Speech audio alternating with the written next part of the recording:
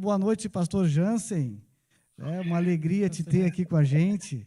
É que nesse momento tu não vai me enxergar, né? Mas eu estou te enxergando e o pessoal de casa está te enxergando aqui, uma questão técnica. Bem-vindo aqui com a gente nessa terça-feira, que normalmente nós temos aqui um encontro virtual com a igreja desde o início da pandemia, e todas as terças-feiras, desde a primeira terça, quando fechou o Brasil, fechou Porto Alegre, né? Nós temos tido esse encontro, que nós denominamos a terça top, porque é um tempo de oração e palavra, né? Mas, como este mês é um mês de missões, nós tivemos, há 2 semanas atrás, aqui com a gente, nesse espaço, o pastor e missionário Alain Delon, ali de Guiné-Bissau, e hoje, né, mediante esse contato que o Felipe fez contigo, acertou para esse horário, tudo certinho, né? Agradeço o Felipe também pela disposição. Nós temos a alegria, então, de te receber aqui com a gente. Então, em nome da nossa igreja, Batista Betel, aqui do bairro Partenon, em Porto Alegre, te desejamos as boas-vindas, né, que tu te sinta bem com a gente aqui. O Felipe vai nos conduzir em algumas perguntas chaves, mas eu gostaria que tu, de imediato, se pudesse te apresentar, porque boa parte do nosso pessoal aqui não te conhece assim nominalmente, das programações da CIB e tal, mas o que você puder te apresentar aqui para o pessoal, eu te agradeço. Bem-vindo, está contigo a palavra. Boa noite, pastor, boa noite a todos que estão aí no Brasil, bom dia para os que estão aqui no Japão com a gente, né? A gente vive no futuro, pastor, né? 12 horas na frente, 12 horas na frente, aí eu sempre brinco, porque o pessoal do Brasil manda mensagem, tipo, quando é de madrugada, e eu sempre respondo, puxa, desculpa, estou acordando agora. Pastor, eu sempre esqueço. Não tem problema, faz parte. É um prazer muito grande, né? Eu me sinto muito honrado de ter recebido o convite do Felipe para estar com vocês. Quem não me conhece, eu sou o pastor Jansen, sou missionário transcultural da Convenção das Igrejas Batistas Independentes aqui no Japão, junto com a minha família, né? Minha esposa, Jéssica, e os nossos 3 filhinhos. Nós todos, assim, somos muito transculturais, né? Porque eu nasci no Peru, sou filho de missionários, acho que no lugar que menos morei é o Brasil, mas eu sou brasileiro, e a minha esposa, ela nasceu em Colômbia, ela é peruana também, e o meu filho mais velho nasceu no Brasil, os 2 mais novos nasceram aqui no Japão. E assim, meu irmão mais velho, ele está na África, ele é missionário na África, e o mais novo está aqui no Japão com a gente, e ele trabalha com esportes, tá? Quem não sabe também, sou filho dos pastores Clerisnan e Neide, que também era um casal de missionários transculturais da CIB. E é isso. Hoje me dedico inteiramente às missões, tanto como missionário, estou me formando como missiólogo também, para poder realizar pesquisas, abrir o caminho para as pessoas, as novas gerações que estão vindo depois da gente. Então, novamente, pastor, é um prazer muito grande. Obrigado a todos vocês por me receberem nessa terça top, que na verdade aqui para mim é uma quarta top, né? Mas glória a Deus. Amém. Que a quarta top, o pastor Jansen, é o William que está falando aqui. Prazer. Oi, William, prazer. Então, o Felipe vai estar nos conduzindo, então, em algumas perguntas, né, que ele já separou aí, que eu creio que para dar uma organização e um norte aqui para esse tempo, que eu sei que o seu tempo também é exíguo, nós não queremos atrapalhar a tua rotina de quarta-feira aí, né, que está se iniciando. Tá? Então, Felipe, contigo. Amém. Obrigado, pastor. Obrigado, William. Boa noite, bom dia para o pastor Jansen, né? A todos que estão acompanhando essa transmissão aqui no nosso YouTube da igreja, os que vão ouvir futuramente no nosso canal do Spotify. Fico muito feliz pelo senhor ter aceitado o nosso convite de vir bater esse papo, né, especial de missões. Nós estamos fazendo esse mês, o mês das missões. Nós tivemos o bate-papo com o pastor Alain Delon de Guiné-Bissau, que foi também um tempo muito precioso, um tempo muito especial, em que eu tenho certeza que Deus ministrou no coração de muitas pessoas sobre missões naquele papo, e eu creio que Deus tem muito para fazer hoje também. Amém. Amém. Bom, eu conheci o trabalho do pastor através da live da Secretaria de Missões que nós tivemos no mês passado, e eu gostei muito, principalmente do senhor trabalhar numa área que é completamente diferente da nossa, né? O senhor está no Oriente, nós estamos no Ocidente, e eu queria que o senhor contasse um pouco do seu projeto aí no Japão, como é lidar com uma cultura totalmente diferente da nossa, e também se o senhor pudesse falar um pouquinho das dificuldades, porque o Japão ele está na janela 1040, né? Acho que é 1040 a janela dos países com menos evangelizados no mundo. Então, eu queria que o senhor contasse um pouco aí da sua vida, da sua rotina e da sua família no Japão. Claro, claro. Assim, bom, o Japão, a janela 1040, quem não sabe, 1040 refere-se a umas coordenadas no mapa mundial, que vai do oeste, da África, até o extremo leste da Ásia, né? Então, a gente fica no cantinho leste da janela 1040, onde se encontram os países mais desafiadores para as missões, os menos alcançados. E, ao mesmo tempo, é o espaço que é mais fechado aos missionários e que menos recebe missionários e menos recebe investimento do dinheiro alocado para as missões, falando em termos mundiais, né? Aí você tem todas as nações do Meio Oriente, você tem o leste da Ásia, China, Coreia do Norte, né? Você tem o sudeste asiático, países como Myanmar, né? Vietnã, Sri Lanka, você tem aí... Bom, nós temos missionários também na Malásia, e é bem desafiador, né? O Japão, hoje, ele é considerado o segundo maior grupo não alcançado, os japoneses no Japão. Quando eu falo de não alcançados, estou falando dos japoneses no Japão, porque nós temos muitas etnias presentes aqui no Japão. E isso porque dentro da janela 1040, o Japão é um dos países que não tem restrição religiosa. É um dos raríssimos países. E guarda bem essa informação, porque isso torna o Japão muito importante para nós dentro do projeto de alcançar a janela 1040. Porque se a maioria de países são fechados ao evangelho, e você tem um país dentro da janela 1040 que não é fechado por causa das questões pós-guerra mundial, Estados Unidos, toda aquela questão de liberdade. O Japão era outro Japão antes da Segunda Guerra Mundial, tá? Depois da Segunda Guerra Mundial, muitas coisas se reconfiguraram. E já que há liberdade de religião aqui no Japão, nós podemos nos reunirmos, cultuarmos.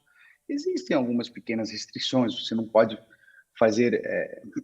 você não pode interromper espaços públicos, você não pode sair com um megafone na mão pregando e fazendo isso, né? Mas você pode cultuar, você pode ter a sua reunião normalmente. E nós temos um grande fluxo de imigrantes de todos esses países que eu mencionei para vocês aqui no Japão.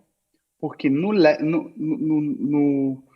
Oriente, o Japão é o que os Estados Unidos é para o Ocidente, né? Então, todo mundo quer ir para os Estados Unidos para uma melhor vida. Aqui na Ásia, todo mundo quer vir para o Japão. Então, nós temos aqui pessoas do Meio Oriente. Para vocês terem uma ideia, domingo passado nós tivemos, né, um visitante do Paquistão. Nós tivemos gente do Paquistão, nós recebemos gente do norte africano, nós temos pessoas aqui do sudeste asiático, né? Temos tido pessoas da Índia, pessoas de Filipinas, e o nosso foco é trabalhar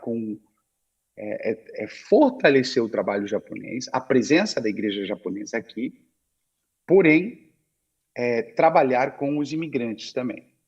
Por quê? Porque a presença imigrante é uma força existente, né? Por exemplo, brasileiros cristãos, né?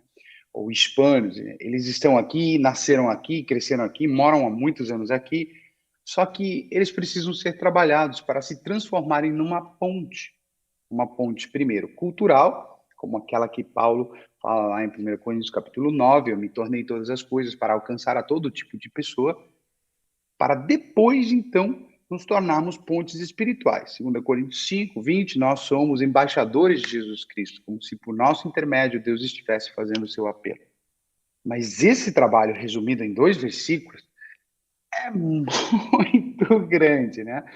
Então, assim, qual é o nosso foco hoje? O nosso foco é fortalecer a presença da igreja japonesa, porque ela existe, só que ela é fraca, enfraquecida, e ganhar esses imigrantes que a igreja japonesa não ganha, e trabalhar, aproximar, trazer, né, transformar um em ponte para ganhar o outro. E esse é um trabalho que pouquíssimos fazem. Então, porque a igreja aqui, ou ela é para os japoneses, e em média você tem aí algo de uma igreja para cada 15 mil pessoas, e em média cada igreja tem uns 30, 40 pessoas, não mais, 30 pessoas. Então, assim, a liderança, são lideranças assim, onde os pastores estão na faixa dos 70, 80 anos de idade, e às vezes você não tem ninguém no horizonte para substituí-los num plano próximo, né? Assim, é uma situação aqui muito diferente, né? Muito diferente. Muitas pessoas nunca nem sequer ouviram falar de Jesus, e para os que ouviram falar de Jesus, nós somos considerados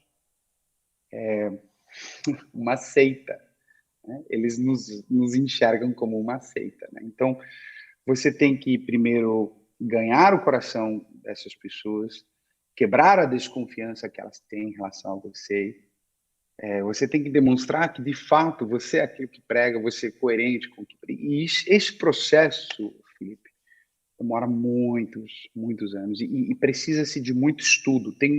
Apesar de mais de 160 anos de presença missionária protestante, né, aqui no Japão, porque os católicos chegaram 500 anos atrás, apesar disso, nós temos poucos recursos, pouco material produzido que possa servir para os que estão chegando depois, né? Que eles possam falar, olha, isso aqui não deu certo, isso aqui foi feito, isso aqui precisa ser repensado.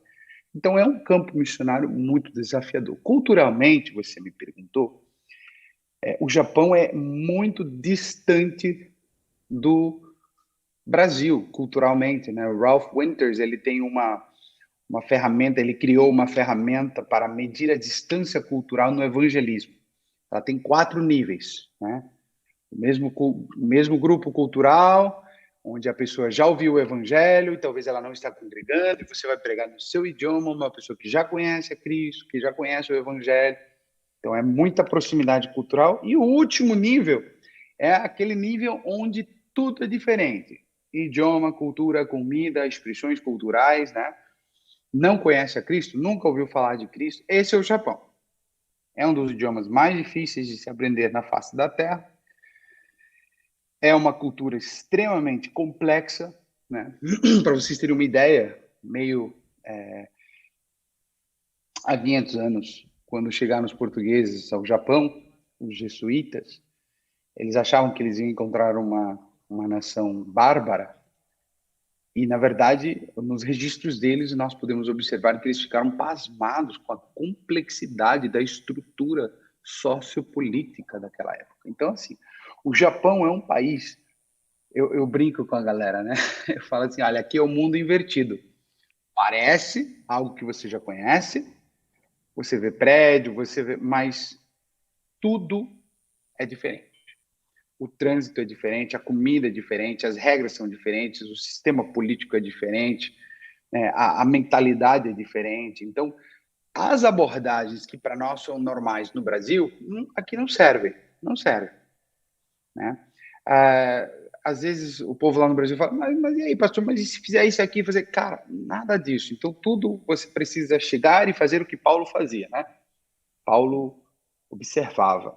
Ele chegava, quando ele chegou lá em Atenas, acho que em Atos 16, 17, quando ele estava em Atenas, ele ficou observando, né, a idolatria, observando o tipo de adoração que era praticada, os ídolos.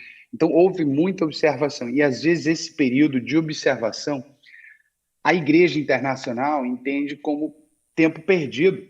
Na verdade, nós entendemos como tempo de pesquisa necessário para poder criar uma abordagem, para a gente falar, ok, mapeei o lugar, agora vamos, Senhor, nos dar direção. As pessoas pensam que missões é assim, puxa, eu quero fazer missões, pega a mochila, compra uma passagem e vai, né? E de fato, você pode fazer isso, Felipe. De fato, quem sou eu para questionar as motivações, os meios, né? Mas você vai sofrer desnecessariamente. Você vai apanhar desnecessariamente. Você vai investir recursos onde você talvez não vai obter nada. E você vai deixar de aproveitar oportunidades onde você poderia colher muito mais. Assim, tudo porque você não teve um preparo, você não teve um tempo de análise. Né? Nós viemos para o Japão a primeira vez em 2009, a modo de treinamento, não tínhamos sustento, não tínhamos nem ideia do que nos esperava. E, na verdade, aqui Deus... Assim, 2009 foi um ano de reconfiguração para nós. De Deus invertir, colocar a cabeça abaixo do nosso mundo, nossos conceitos. Eu nasci num lar de missionários. Cresci num lar de pastores. Mas eu mesmo, em meu coração, achava que eu sabia o que era, mas eu não tinha ideia. Porque é somente quando isso entra e penetra no teu coração e o teu coração começa a bater com força e isso começa a ser jorrado para todas as áreas do teu corpo. Então você quer entregar o teu corpo como sacrifício vivo, racional, você quer entregar o teu corpo para ser ferramenta nas mãos de Deus, corpo, alma, mente, força. Então é ali que você entende. Então, assim, é complexo. O Japão é muito complexo, é muito difícil, é chamado de cemitério de missionários. Quando eu cheguei aqui, um dos meus mentores, um missionário sueco que tinha 35 anos no Japão, ele disse, olha, Jansen, você lembra quando Paulo levantou e em uma pregação, lá no dia de Pentecostes, lá em Atos 2, ele pregou e 3.000 pessoas se converteram. Eu falei, claro, glória a Deus, tudo assim fervendo por dentro. Ele falou, então, aqui você vai pregar 3.000 vezes e uma pessoa vai se converter. Eu falei, puxa. E ele falou assim, eu só estou tentando te ajudar para que você não se emocione muito, não crie expectativas e saia daqui frustrado e volte para casa nos próximos 2 anos. Porque o que a maioria faz. Eu falei, cara, não sei se essa foi a melhor abordagem, mas eu acho que eu entendi. E, de fato, não tem sido fácil. Nós temos tido dias de descanso, sim, pela graça do Senhor. Mas, olha, realmente o Japão é um campo missionário desafiador. Mas deixa eu só fechar a ideia. Eu já sei que falei um monte aqui, minha esposa disse que eu falo muito mesmo. Só para fechar a ideia, juntar com aquilo que eu falei da janela 1040 e por que a relevância do Japão. Sendo que o Japão não é fechado ao Evangelho e está dentro da janela 1040 e é um país que atrai muitos imigrantes de países fechados ao Evangelho, onde a gente não está. Escuta bem, a gente não está lá. Nós não temos missionários nesses países. Mas eles estão aqui. E aqui nós temos uma família de missionários. Nós temos muitos outros também. Mas como convenção, nós estamos aqui. Então, se nós trabalharmos, Deus tem colocado a visão em nosso coração de ganharmos essas pessoas também, para que o Japão se transforme numa plataforma, um trampolim, uma plataforma de alcançar, salvar, treinar e enviar missionários de volta para seus países. Imagina que a gente ganha esse carinha, né? Esse garoto ali do Afeganistão, do Paquistão. A gente trabalha com ele, discipula ele. Deus tem me dado contatos com as lideranças étnicas aqui no Japão.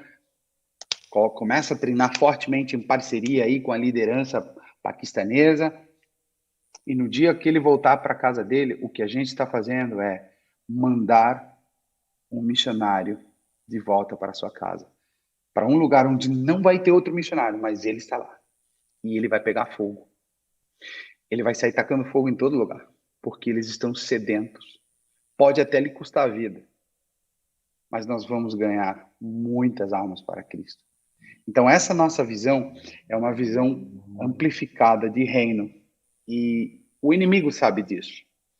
O inimigo sabe desse potencial. Por isso, as estratégias que são implementadas no Japão para impedir o crescimento, o avanço da obra de Deus, são estratégias diferentes. Não é jogar alguém na cadeia. Porque quando você joga alguém na cadeia, ou você martiriza um cristão, você está regando esse lugar se torna... Olha a China. A igreja subterrânea que mais cresce no mundo está na China. São 50 milhões de cristãos. Continua aprendendo, continua matando, você vai continuar tendo um crescimento exponencial. O sangue dos mártires rega o solo onde a semente da palavra é semeada. Mas aqui no Japão, Satanás tem conseguido dividir aqueles que já são cristãos e estão aqui. Então, nós temos igrejas, uma porcentagem baixíssima de cristãos entre os japoneses, 0,7%. Temos uma taxa de crescimento negativa de menos 0,4%, para você ter uma ideia. E ainda temos as igrejas divididas, não há cooperação, não há trabalhos interdenominacionais, não há, assim, é raríssimo. Mas a graça do Senhor tem sobreabundado de tal forma que aqui na nossa cidade, hoje nós temos um trabalho interdenominacional com os japoneses, nos reunimos uma vez por semana, a pandemia colocou tudo aí em stand-by, mas nós continuamos. Trabalhos de evangelismo têm surgido através dessas parcerias. Então, assim, é um novo tempo, estão acontecendo coisas maravilhosas. Deus tem me colocado para trabalhar também com os pastores nipo-brasileiros, que também são muito divididos. E há um movimento de restauração, e quando houver arrependimento e unidade, essa nação aqui vai conhecer a Cristo. Porque muitos vão se converter. No resumo, assim, mega resumo é isso, Felipe. Acho que é um mega resumo, tá? Amém. Também creio que Deus tem um propósito especial para o continente asiático, para o Oriente Médio. E eu creio sim que o Japão e o trabalho do Senhor, da sua família, da sua igreja vai ser um trampolim de Deus enviar missionários para esse mundo afora. Num continente tão difícil, tão diferente, que é o contexto que nós vivemos do Brasil, né? No Brasil, querendo ou não, nós temos bastantes igrejas, nós temos bastante pessoas que já ouviram falar de Jesus, que tem um parente que é crente, ou se não é crente, já conheceu alguém que é crente. Então eu imagino os desafios que devem ser estar do outro lado do planeta, falando para uma sociedade totalmente diferente. O senhor falou que o senhor cresceu numa casa de missionários, com pais e irmãos missionários, e eu queria saber do senhor, quando foi que o senhor sentiu que Deus lhe chamou para as missões, se a gente pode dizer assim, né? Nós falamos aqui na igreja que Deus não tem neto, Deus só tem filhos, né? Não é por estar numa família de crentes que a pessoa vai ser crente, você precisa encontrar Jesus pessoalmente. E eu queria saber do senhor, como é que foi a sua experiência da descoberta do chamado missionário? Essa é uma pergunta que eu sempre espero que não me façam. E sempre me fazem. Sempre. Tá? Antigamente, quando existiam as fitas cassete, eu acho que você não é nem dessa época. Não sei se você... Fita cassete, você lembra disso? Não, nem lembra. Você nasceu com CD, misericórdia. Tô vendo. Mas assim, né? Você tem o lado A e tem o lado B. Então, quando terminava o lado A, entrava o lado B e tinha outra coisa gravada no lado B. O chamado missionário, ele tem o lado A e tem o lado B. É que nem uma moeda. Cara, coroa. Tem um lado que é o lado romântico, o lado, né, que é mais ou menos assim como quando aquele homem que tinha sofrido por causa aí de estar possuído por tantos demônios, aquele homem lá na região de Gadara, e de repente, quando ele experimenta a liberdade por primeira vez, né, a primeira coisa que ele faz, ele vê a Jesus, ele vê os discípulos, ele experimentou algo inédito na vida dele, algo transformador, e ele diz assim, eu quero te seguir. É a resposta normal, natural, de quem de fato teve a vida mudada por Cristo, certo? E Jesus fala para ele, não, cara, já vai para tua família, fala o que eu fiz, você já... E o envia, né? E tem 12 caras seguindo a Jesus, que dão uma trabalheira, dão uma canseira, cara. E eu falo assim, cara, eu trocaria tranquilamente 6 desses por esse ex-endemoniado de Gadara. Eu acho que eu trocava tranquilamente 6 dos discípulos. Mas Jesus tinha um projeto, né? Jesus tinha um projeto. Então, ali você observa o lado A e o lado B do chamado. Um cara que nem Pedro, que vai batendo a cabeça de início a fim, e só leva. Até quando fazia certo, ele levava. Você tem um cara aí, que nem Judas, né? Que está dentro, faz parte, e como João diz, estava com a gente, fazia parte, mas ele não era da gente. Então, você tem um bando de gente aí, tinha um cara que havia sido assassino, né? Que era dos Zelotes, você tinha um cara que tinha sido odiado por toda a nação judeia, porque ele era cobrador de imposto, Mateus, você tem... Aí eu falo assim, que diferente esses dois lados são. Mas Jesus trabalhou com os dois. Com esses ele teve que andar, e eles tiveram que, assim, aquela questão de 1 Coríntios 1,13, que Deus chamou as coisas loucas deste mundo, né? Realmente, as desprezíveis, é eles aí. E tem o outro, que ele passou de estar se cortando com pedra, gritando, a de repente falar sobriamente, a olhar para Jesus e falar assim, a única coisa lógica que eu consigo pensar agora com a minha mente sóbria é que eu quero te seguir. E faz sentido. Esse lado é por onde a maioria de pessoas vem. E eu gosto tanto disso, eu acho isso tão lindo, Felipe. Pessoas que de fato têm tido seus corações aquecidos pelo que Deus tem feito neles, transformados pelo poder da palavra, suas mentes renovadas, e eles têm a mochila cheia de sonhos, eles querem sair, eles estão cheios de fôlego e querem falar, gritar, subir no topo da montanha e gritar a todo mundo assim, Jesus Cristo é a esperança para todos. Ele, né? E glória a Deus. Mas o outro lado é o meu lado, é a minha história. Quando Você tem quantos anos, Felipe? Quantos anos você tem? Você tem cara de ser novinho. Eu tenho 22, faço 23 daqui a pouquinho, dia 9 de outubro. Eu acho que tá 20, 21. Você tem cara de ser bem novinho. Quando eu tinha a tua idade, até uns 20 anos talvez, eu tinha 2 certezas. Até os 19, 20 anos, eu tinha 2 certezas na minha vida, que eu nunca ia ser pastor. E que eu nunca ia ser missionário. Porque eu via, eu entendia por que todo mundo amava pastor e amava missionário.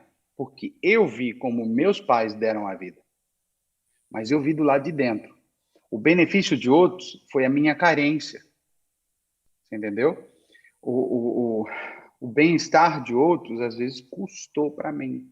Eu estou falando como filho. Eu estou tendo uma... Assim, eu não estou falando que está certo.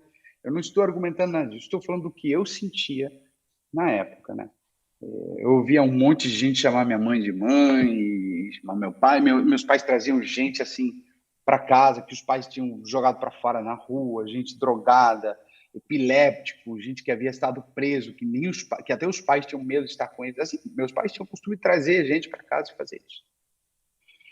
E eu vi o sofrimento deles. Eu vivi traições dentro da igreja, onde eu achava, isso não existe, né? A gente fazia uma trajetória, sabe? Quando você vai se mudando de um lugar, você muda para outro, para outra cidade, em prol de algo melhor, você muda para... Né? É mais desafiador, mas é uma melhor casa, um melhor salário, melhores condições, um melhor futuro, um projeto. Nosso projeto era, vamos mudar para um lugar mais pobre, vamos ganhar menos, vamos sofrer mais, porque lá tem vidas morrendo. Assim, eu era uma criança, eu não tinha condições de entender isso. Eu olhava para os missionários suecos, os missionários americanos, os missionários de outros países, chegavam assim, tinha toda aquela estrutura, aquele casarão, aquela coisa. E eu olhava, a gente morava num lugar que não tinha asfalto, faltava água 2 vezes por dia, faltava luz à noite. Eu falava assim, que é isso que a gente tá vendo? Meu pai tá louco, tá ficando louco. Hoje, nesse lugar, a pastora Nilzete, missionária, ela é pastora de uma igreja muito linda, um ministério muito lindo, que nasceu e foi regado com as lágrimas, o suor dos meus pais, certo? E muita coisa eu não entendia, Felipe. E eu dizia, puxa, às vezes eu chegava no Brasil, Felipe, e a gente ia visitar as igrejas, e eu entrava na igreja, segurando a mão da minha mãe, do meu pai, e eu sentia que todo mundo estava olhando para a gente, sabe? Assim como se estivesse entrando uma família de pedinte na igreja. Eu estou dizendo que eu sentia. Normalmente eu não falo disso de forma muito aberta. Mas eu estou expondo meu coração, porque era o que eu sentia. Os tempos mudaram, Felipe. Parece que a galera queria ouvir histórias que lhes comovessem, mas eles não sabiam que essas histórias eram a nossa vida. Era a nossa vida, né? Eu tive um irmão, quase morreu aí, tipo, ideia, a gente morou num lugar onde... A gente morava num lugar onde terrorismo... Tinha 3 grupos terroristas. A gente nunca sabia quando... Eu me lembro, eu tenho na minha mente, eu me lembro meu pai pulando em cima de mim por causa de uma explosão, por causa de um tiroteio. Era assim, eram tempos conturbados. E eu falava, o que a gente está fazendo aqui? Porque quando a gente ia para o Brasil, a sensação que eu tinha, assim, que a gente tinha ido para Nova York, a gente tinha ido para Miami. Eu falava, meu Deus do céu. E olha que o Brasil não era aquelas coisas, mas para você ter uma ideia. Então, na minha cabeça, eu falei assim, não, eu vou tirar minha família disso aqui. Eu vou estudar, eu vou me esforçar bastante, eu vou ter meu emprego, eu vou ganhar dinheiro e eu vou ajudar. Meu sonho era ajudar financeiramente os missionários. Porque eu via os missionários como muito sofredores, sabe? Só que Deus transformou meu coração, Felipe. Aí a história é muito longa, é uma história, é um processo muito longo. Deus me deu tudo o que eu queria ter. Ele me deu o trabalho que eu sempre sonhei ter. Ele me deu de forma miraculosa. Chegou e colocou no meu colo. Falou, é isso que você sempre quis, né? Toma. E eu tive. Eu ganhava muito bem, eu era muito bem conceituado dentro daquilo que eu fazia. Eu tive tudo que eu sempre achei que me faria feliz ter. Ajudei quem eu achei que eu podia ajudar, ajudei minha família. Mas chegou o dia onde Deus disse, em 2008, é como se Deus tivesse falado assim, te dei tudo que você sempre achou que era o melhor para você. Agora, eu tenho aquilo que é melhor para você. Só que eu só vou te dar se você trocar. Entrega para mim o teu trabalho, entrega a tua profissão. Eu falei, puxa, são anos de formação, são anos de esforço. Entrega na minha mão e segura dessa mão aqui. Eu orei com a minha esposa, buscamos a Deus, milagres aconteceram, o chamado foi confirmado, não tive como fugir disso, assim como Gedeão não teve como fugir depois de testar aí o anjo 2 vezes. Eu também não tive como fugir. E eu abri mão de tudo, junto com a minha esposa. Nós abrimos mão dos nossos sonhos, da nossa juventude. E, cara, foi a melhor escolha que eu fiz na minha vida. Melhor escolha. Eu só me arrependo de não ter feito isso antes. A minha conta na terra, ela é vazia, mas a minha conta no céu, ela está... Eu tenho coisas juntadas ali. E hoje eu tenho essa leitura. Eu entendo que eu não vivo mais para mim mesmo.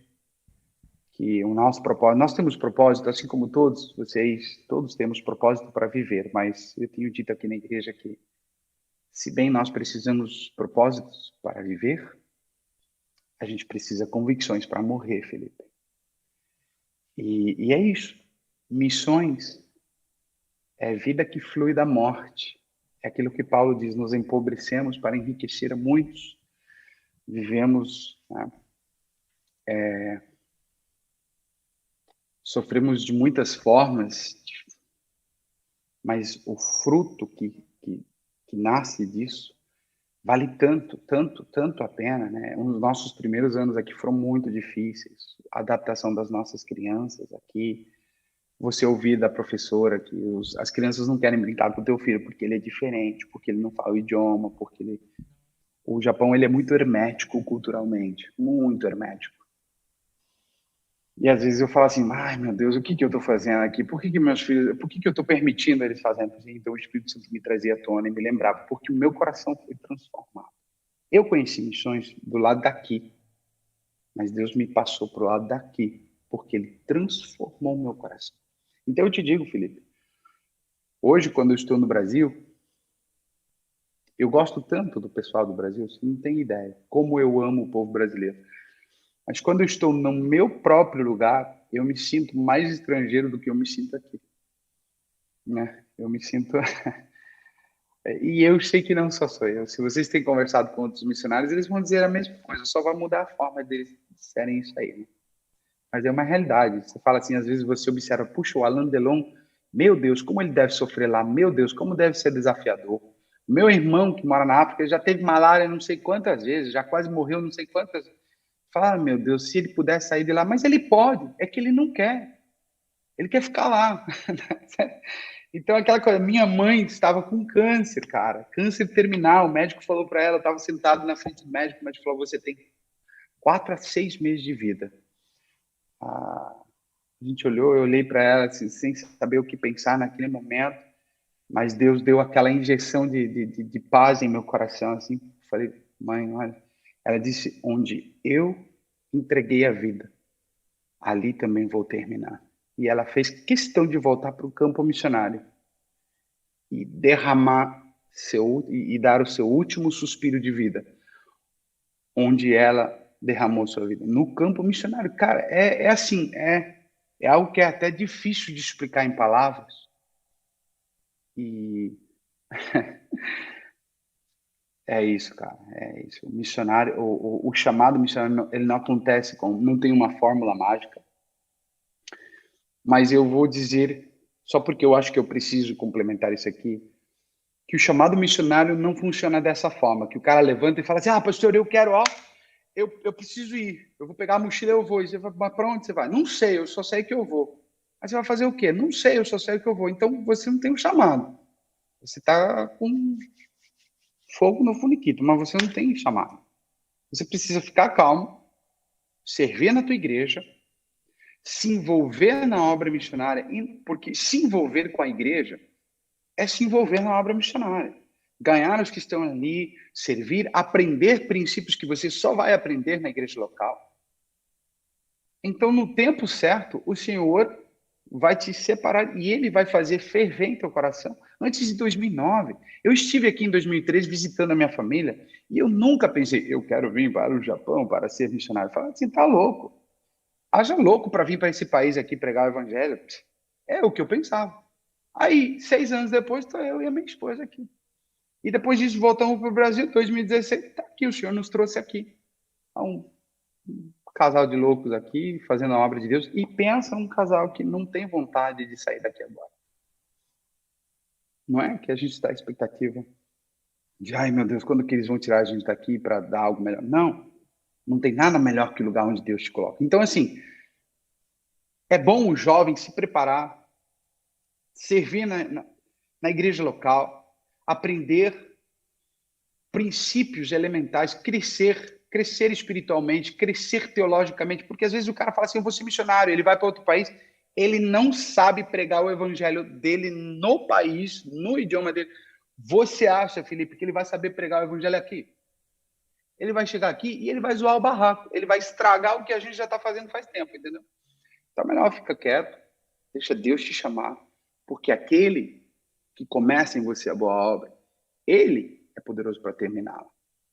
Aquele que promete é fiel para cumprir. Mas eu vejo muita gente hoje, né?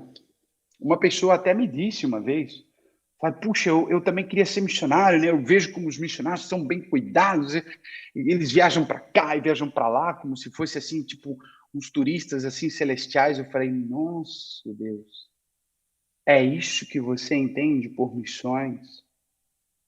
Essa pessoa não tem a mínima ideia do que ela está dizendo. E ela não vai suportar mais nem sequer o 10% do calor do campo de batalha quando ela colocar um pé aqui. Então, você, jovem que está me ouvindo, você tem que se preocupar é o seguinte, é de buscar a Deus aí onde você está, é de servir a Deus aí onde você está, é de se envolver com aquilo que Deus está fazendo, onde você está, e através da tua igreja, por meio da tua igreja, da visão que Deus tem usado o seu pastor para dar para a igreja, e no tempo certo, da forma certa, Deus vai te chamar de forma específica. Deus não faz chamado genérico. o chamado é específico. E quando Deus me chamou, Deus não me chamou para a Indonésia, para os Estados Unidos, para Malásia. Eu já morei nos Estados Unidos, gosto dos Estados Unidos, mas eu não sinto um pingo de vontade de morar lá. Eu gosto de vários outros países, mas é aqui. O Senhor me chamou para estar no Japão.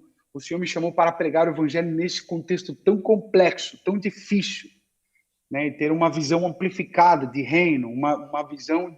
Então, assim, quando Deus te capacita, mesmo sem você perceber isso, no momento certo, da forma certa, Ele vai te chamar. No entanto, faça a sua parte.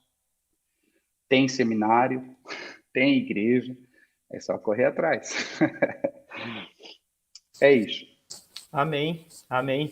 O senhor estava falando, eu me lembrei daquela passagem que diz lá acho que é em Filipenses, que a vida que eu vivo, eu já não vivo mais por mim, né? Eu vivo pela fé no Filho de Deus, que morreu e se entregou por mim. E eu creio que o chamado missionário, ele é bem isso. Todo chamado cristão é um chamado da morte para a vida, mas o chamado missionário também é um chamado da vida para a morte e da morte para a vida, né? O senhor tinha comentado que vocês continuam suas programações uma vez por semana na igreja, e agora, durante a pandemia, vocês ficaram em modo stand-by. E eu queria saber do senhor como é que foi esse período de pandemia, porque missões já é difícil, eu imagino missões, evangelismo no meio de uma pandemia que a gente nunca viveu, né? Foi ruim e ao mesmo tempo foi necessário, mas foi ruim no sentido que os nossos projetos foram colocados em stand-by, né? A gente tinha várias coisas para começar, um deles era já esse projeto de trabalhar com os imigrantes que não são de fala japonesa, nem fala hispana, nem fala lusófona, né? Não são de fala portuguesa, mas estão aqui. Esse projeto entrou em pausa. Eu tinha entrado em contato com um novo movimento aqui que chama a Rede de Ministérios Étnicos do Japão, que é algo maravilhoso, onde as etnias pequenas, essas lideranças cristãs desses países estão se unindo, primeira vez na história do Japão, para alcançar o japonês. E eu vi nessa reunião, eu vi o diretor da Associação Evangélica Japonesa falar para essas etnias: nós precisamos de vocês, nós precisamos ganhar juntos esse país, porque a presença missionária americana, norte-americana e europeia retrocedeu, regrediu muito. Depois de 2010, nós temos tido mais de mil missionários norte-americanos voltando para casa, né? Nós tínhamos 100 missionários suecos aqui, hoje tem um. Então, assim, quando eu perguntei para o último casal que foi embora, eu falei: mas quem vai vir no lugar de você? Ele falou: não, você já veio. Eu falei: mas... Ai, meu Deus. Então, quando a pandemia chegou, ela colocou muita coisa em stand-by, é verdade. Mas, ao mesmo tempo, eu digo que foi necessário, porque nós precisamos revisar muitas coisas. Havia muitas coisas que precisam ser reavaliadas. Eu não falo só a nível de igreja local, falo a nível de igreja regional e nacional. Mas também foi ruim, pelo outro lado, porque o nosso sustento vem do Brasil. Igrejas fechadas, verbas reduzidas, mandar embora o pessoal da igreja. Então, você começa a reduzir as verbas, e uma das primeiras verbas que foram reduzidas foi a verba missionária. Então, assim como aconteceu com muitos missionários, né, que até vários tiveram que voltar para o Brasil, né? Eu me lembro que numa conversa com a liderança do Brasil, chegou até a ser cogitado o nosso retorno ao Brasil, né? Falou: olha, vocês vão querer voltar, se vocês ficarem, provavelmente vai ser bem difícil, vai ser bem apertado. Eu confesso que depois daquela conversa eu fiquei bem ansioso, sabe? Mas eu fui aquilo que Paulo diz lá em Filipenses 4, né? Não por nada estejam ansiosos, versículo 6. Antes sejam conhecidas as vossas petições com súplica, né? Com oração. Eu fui fazer isso. E aí a paz de Deus, ela invadiu o meu coração e blindou a minha mente contra as mentiras de Satanás. Deus foi muito claro: quem trouxe você fui eu. Quem vai tirar você sou eu. E no processo, quem vai cuidar de você sou eu. E assim tem sido, cara, tem sido milagre após milagre, após milagre, após milagre. E isso que tem acontecido. Então a pandemia teve um aspecto ruim, mas também teve um aspecto muito positivo de fortalecer aquilo que nós cremos, de passar pelo fogo as nossas convicções. E não falo só como casal, mas como igreja mesmo. Amém. Amém. Eu creio que esse nosso papo ele está sendo muito abençoador para quem está assistindo, para quem irá assistir ainda, né? O senhor falou... Uma das minhas perguntas para o senhor, na verdade, era um conselho que o senhor daria para alguém que está se preparando para ir a missões, ou quem sabe tem esse chamado missionário, o senhor já respondeu. Agora eu abro, se o senhor quiser acrescentar alguma coisa que o senhor ainda não disse, pode ficar à vontade. O Mitch me avisou aqui que nós temos mais 10 minutos, então nós entramos no nosso final da conversa. Tá, vou tentar ser breve. Olha,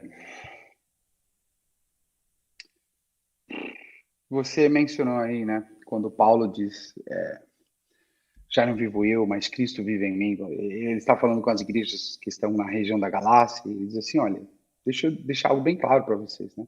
Eu estou crucificado juntamente com Cristo. Já não vivo eu, Cristo vive em mim. Então, tem toda uma série de questões que vão se desprender de forma coerente a partir dessa fala, né? Nós precisamos ser mais coerentes com aquilo que a gente fala, Felipe. A gente fala muita coisa, a gente canta muita coisa, a gente declara muita coisa, a gente prega muita coisa, a gente diz crer muita coisa, que na hora de ser passado pelo fogo, a gente para e fala assim... Por isso que eu te disse que todo homem precisa de propósitos para viver. Pais vivem para criar os filhos. Trabalhadores vivem para produzir. Não é assim que funciona? Então, as pessoas precisam de propósitos. Mas você precisa de convicções para morrer. Ninguém morre à toa. Você acha que os mártires foram colocados ao martírio sem ter a convicção? Os caras ficavam... É doido. Tipo, um Pedro, segundo a tradição da história da igreja, pedindo para que a cruz... Não, vocês vão me crucificar? De jeito algum, não vou morrer do mesmo jeito que Jesus. Esse cara tá louco, a gente vai crucificar ele tá injuriado porque a gente vai matar ele do jeito que a gente matou Jesus. Ele falou, vamos resolver isso aqui. Inverte essa cruz. Aí de Pedro. Supostamente a cruz era tipo um X, onde Pedro morreu, né? Tudo isso aqui é tradição. Agora sim, agora pode, né? E o Pedro, que João 21 termina com Jesus falando assim, olha Pedro, deixa eu te falar uma coisa.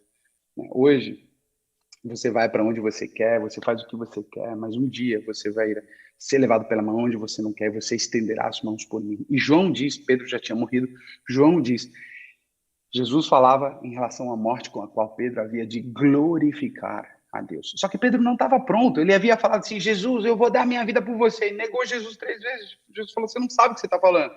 Eu preciso dar minha vida por você, você não sabe. Deixa eu terminar minha obra em você. Agora, eu imagino um Pedro prestes a ser crucificado, e ele fala, não, cara, inverte essa cruz aqui, porque o meu problema não é morrer. Para mim, morrer é aquilo que Paulo dizia, assim, é Cristo, viver, e se você me deixar aqui é lucro, entendeu? Se você me deixar aqui, eu vou ganhar um monte de gente, se você me mandar, eu vou estar com ele. De qualquer maneira, eu estou ganhando. Aí eu imagino, né, quando Jesus disse, você estenderá as mãos por mim, Pedro morre crucificado, mãos estendidas, no próximo momento que Pedro abre os olhos, quem está lá na frente dele? Jesus de braços abertos, eu não falei para você que você estenderia as mãos? Vem cá, vem, aproveita aí que você está de mãos abertas, dá um abraço. É bom te ver de novo, Pedro. É bom estar com você de novo. Eu imagino aquele encontro, eu fico falando assim, nós não podemos perder, Felipe, e eu vou tentar falar isso super breve, a essência da igreja é uma essência escatológica, é em relação ao futuro. Nós não vivemos para nós mesmos no presente. O mundo faz isso. O mundo é existencial, se preocupa com agora, que tipo de roupa que eu tenho, que tipo de imagem eu tenho. E as redes sociais só aumentaram isso. Então, nós temos uma geração imediatista que só pensa agora, só quer saber de agora, eu não quero sofrer agora, eu quero estar bem agora, eu quero... Mas nós somos um povo que tem todas as promessas de Deus para serem cumpridas no futuro. Por isso que a Bíblia diz que o justo pela fé viverá. O justo viverá pela fé. Então, e a Bíblia diz, Abacuque 2:4, Romanos 1:17, Gálatas 3:11, Hebreus 10:38, o justo viverá pela fé, pela fé, pela fé. Agora eu te digo uma coisa, os brasileiros que moram aqui no Japão, eles vieram para o Japão com um propósito claro. Eu venho, Eu vou trabalhar 2, 3 anos que nem um condenado. Não vou comprar carro, não vou comprar casa, não vou... Eles comiam 1 ou 2 vezes por dia. E às vezes, assim, umas comidas assim, sem vergonha. Trabalhava 12, 14, 16 horas. Por quê? Porque a esperança deles era que estavam juntando dinheiro na terra deles, no destino deles, e logo mais eles estariam lá, e logo mais eles iam usufruir daquilo que eles juntavam. Então, esse entendimento de destino, Felipe, modifica o presente. Essa convicção que ele tem. Pedro diz em sua primeira carta de Pedro, capítulo 2, versículo 11, que nós somos peregrinos, nós somos estrangeiros no mundo. Você entendeu, Felipe?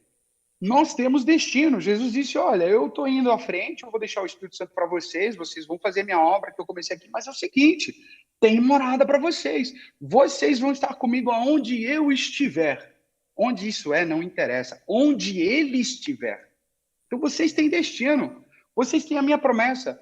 E porque eu vivo, vocês vivem. Porque eu prometi, isso vai ser cumprido. Porque aquele que prometeu é fiel para cumprir. Então, é o seguinte, Mateus 6,33, juntem, né? O que Jesus disse? Busquem o reino de Deus e sua justiça em primeiro lugar.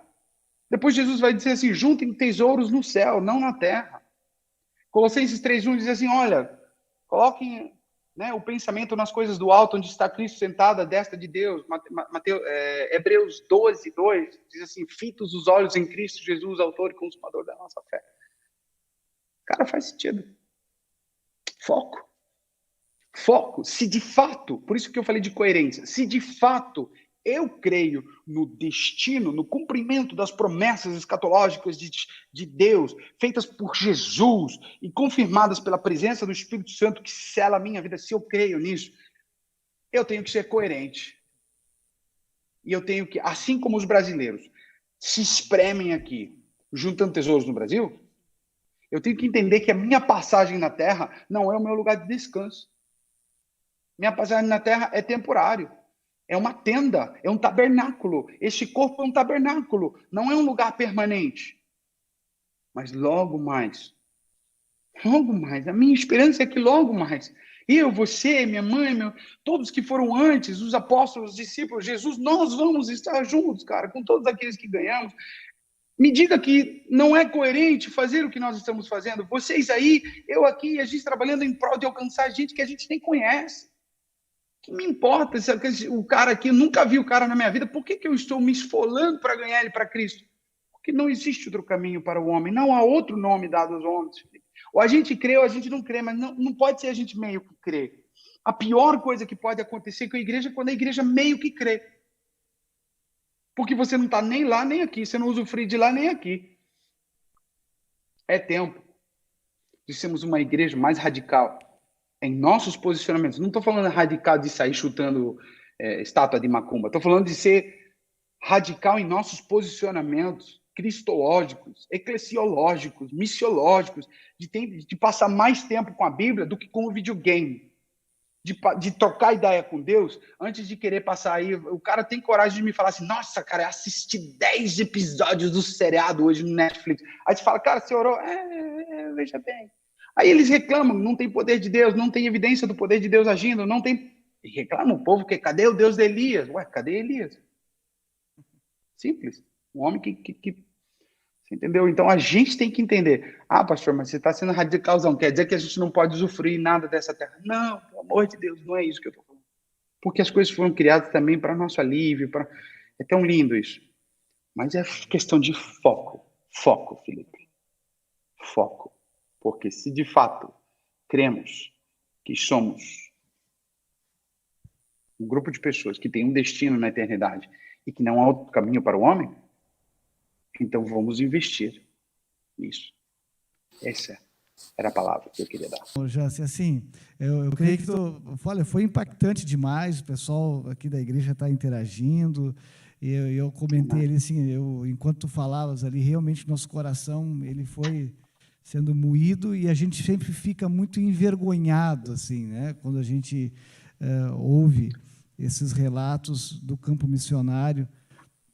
Embora a gente aqui na igreja local, a gente sempre tem colocado, irmãos, nós vivemos uma oportunidade que Deus está nos dando tão diferenciada de países onde nossos irmãos estão pagando com a vida, onde não há liberdade religiosa, ou esses contextos, né, contextos pós-modernos, contextos, né, pós-cristãos, né, e a gente, ainda no Brasil, nós vivemos, né, essa possibilidade de poder abrir igrejas, de pregar o evangelho com liberdade, e muitas vezes ficamos entretidos, né? Então, isso nos envergonha.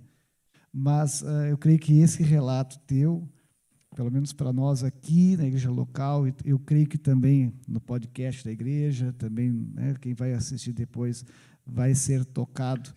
E o que eu gostaria, né, era de orar, né, aqui, representando a nossa igreja, de uma forma assim, um tanto envergonhado, mas orar, né, e até de uma forma de pedir perdão ao Senhor, porque nesse mês nós temos orado muito por missões, né, mas até mesmo de pedir perdão por ter orado pouco, precisamos orar mais, porque a gente sabe que a gente ajuda contribuindo, né? Nós somos uma igreja que fazemos parte, né, do plano cooperativo denominacional, então parte desses recursos, né, uma pontinha, né, uma parte é para questões administrativas, mas a gente sabe que a CIB, o grosso do orçamento dela é para os projetos missionários, então a gente faz parte disso, mas a gente sabe que também outra forma é orando, né? É orando. Então, antes eu queria só te perguntar, o Keller confirma para nós, é humano? Meu irmão, ele é meu irmão mais novo. E ele mora aqui no Japão. Está no Japão também. E Jéssica? Ela é minha esposa. A tua esposa, que está acompanhando junto aí a transmissão. Então, nós queremos orar como igreja, nós temos aqui um hábito que veio com a pandemia. Nós criamos um grupo chamado Orando em Todo Tempo, que nós nos encontramos em 4 horários virtualmente pelo Telegram e oramos como igreja, às 8 da manhã, ao meio-dia, às 18 e às 23. Daqui a um pouco vai ter uma outra sala de oração. E nós temos ali ontem à noite, às 23 horas, que é o horário que eu estava ali, nós tínhamos ali 15 irmãos, outro horário nós temos 10, outro tem horário até que chega até um pouco mais, tem 5, 20, e nós oramos cerca de meia hora em cada um desses momentos, né? Então, isso foi algo que a pandemia nos trouxe. Eu acho que uma das coisas boas, né, aqui na igreja local, a gente tem orado mais junto, assim, em comunidade, né? Que somando esses 4 horários vai dar quase 2 horas de oração como igreja. E eu quero, então, me comprometer aqui, né, contigo, de nós estar nas nossas salas de oração, orando nominalmente por ti e pela tua família, orando mais ainda, para que o Senhor continue, né, usando vocês, dando sabedoria, graça, dando saúde, dando todos os recursos que o Senhor sabe que vocês necessitam. Né? Amém. Amém, pastor. E esperamos que numa próxima vinda para o Brasil, não sei se tu já tens ainda, já tem no horizonte, né, alguma programação de vinda para cá? Deve acontecer mais ou menos nesse mês, no próximo ano, pastor. No próximo ano. Já tudo estiver já a todo vapor, né? Ok, então... porque nós temos 3 crianças pequenas e também, depois desse momento de pandemia, pastor, a igreja nós precisamos ainda intensificar o trabalho aqui antes de um eventual retorno de 2, 3 meses ao Brasil, né? Então, quem sabe Deus vai nos dar o privilégio de poder te receber aqui na nossa igreja. Vamos orar nessa direção, né? Que, se Deus permitir, de estar presencialmente aqui conosco na próxima vinda até aqui. Vamos orar, então. Peço que os irmãos em casa também nos unir-se, né, a nós nesse momento. E nós vamos orar especificamente pelo trabalho no Japão, né, e tudo que nós ouvimos. Senhor, nosso Deus, nós nos colocamos mais uma vez diante de Ti e nesse momento, Senhor, eu oro até um tanto envergonhado, Senhor, porque nós realmente, ao ouvir o que nos foi relatado aqui nessa oportunidade, nós reconhecemos o quão pouco temos feito diante das oportunidades que temos. Senhor, como pastor dessa igreja, eu te peço perdão porque eu entendo que temos feito pouco.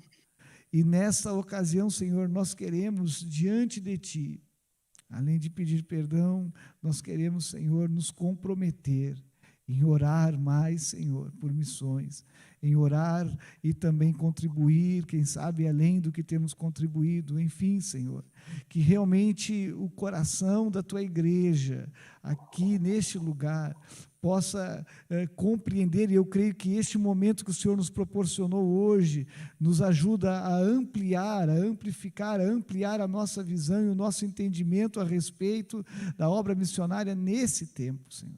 Agora, em especial, nós queremos, Senhor, te agradecer pela vida do Jansen, da Jéssica, desta família, dos seus filhos.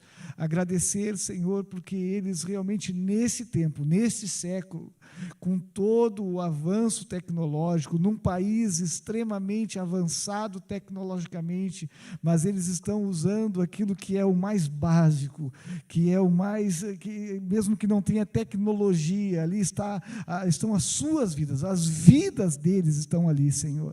Eles estão derramando a vida deles, o tempo, o mesmo tempo, as mesmas 24 horas que cada ser humano aqui nessa terra tem, eles têm da mesma forma, porém eles estão gastando a vida em prol, Senhor, de alcançar vidas para Ti.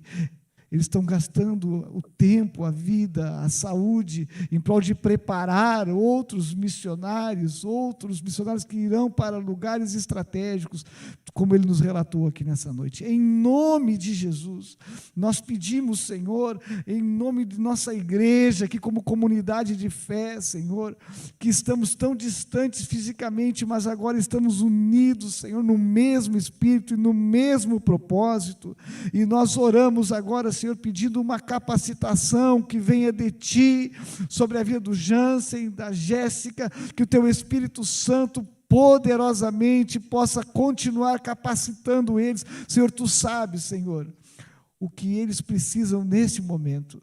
Tu sabes, Senhor, das preocupações, das angústias, aquilo que está lá no coração.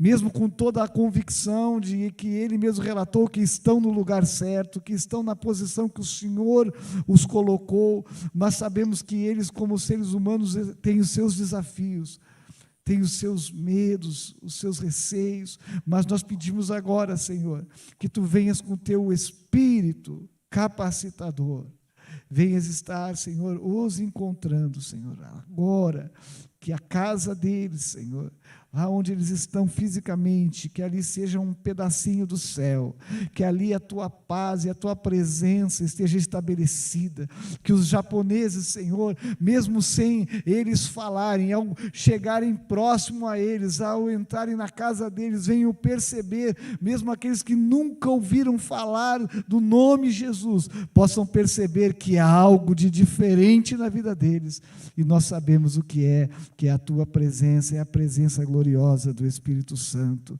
Em nome de Jesus, nós como igreja os abençoamos. Em nome de Jesus, nós o adotamos como objeto de oração, como objetivo de oração. Em nome de Jesus, nós fazemos esse compromisso, Senhor, nas nossas salas de oração, de não apenas nesse mês de setembro, mas continuarmos orando pelos missionários, orando pelo Jansen e pela Jéssica. Em nome de Jesus, em nome de Jesus. E nós cremos que Tu és fiel para completar a obra, sustentá-los até o fim, em nome de Jesus. Amém. Amém. Amém. Pastor, glória a Deus. Eu estava te ouvindo falar sobre humildade, orarmos, estarmos humilhados, pastor. E eu me lembrei de Daniel, capítulo 9, a oração que Daniel faz lá no versículo... acho que no versículo 7, ele diz para Deus assim, Senhor, Tu és justo e hoje nós estamos envergonhados. E ele começa a abrir o coração, e lá no versículo 22, o anjo Gabriel, ele é enviado com uma mensagem, diz Daniel, eu vim para para dar a você percepção e entendimento. Percepção e entendimento, eles vêm depois que a gente se humilha, que a gente realmente adota essa postura tão preciosa que o senhor tem adotado aqui em público. Percepção e entendimento, pastor. Muita coisa virá depois disso. Que Deus abençoe muito a vida de vocês. Amém. Amém. Recebemos. E você continuará nas nossas orações, viu, Jansen? Com Amém. certeza. E muito obrigado por abrir o coração, né? E eu fico feliz porque boa parte que tu tocaste ao longo do teu depoimento é aquilo que Deus tem falado aqui em nossa igreja. Nós temos procurado ser uma igreja bíblica, fugir um pouco de algumas coisas esquisitas que estão acontecendo aqui no Brasil, que muitas vezes é mais misturado com psicologia, com outras coisas que a gente sabe que são técnicas que existem, mas o evangelho não muda, né?